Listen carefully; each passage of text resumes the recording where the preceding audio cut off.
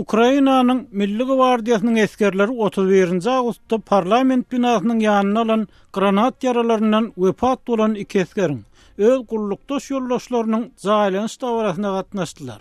Kiýewiň etegindäki ýaz sawarasyna gelenleriň arasynda Ukrain parlamentiniň agdalary hem bardy.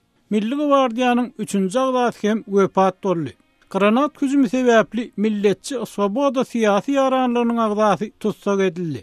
Bu partlama orsiýetçi separatistlere hasken awtonomiýa bermek barada kanun taslamasy kabul edilýär kagır olan zorlukly protest makalyna boldy.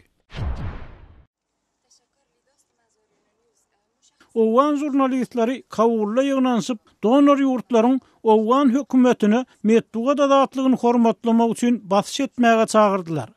Naýatly media uramasynyň wekilleri medeniýet ýygnagyna çykyş edip soňky 2 ýylda 10-dan gowrak Owan neseriniň ýapylanyny aýtdylar.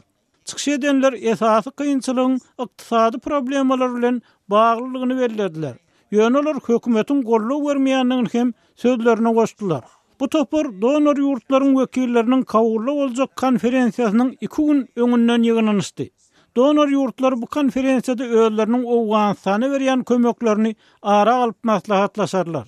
Siz täzelikler bilen tanyş boldunuz.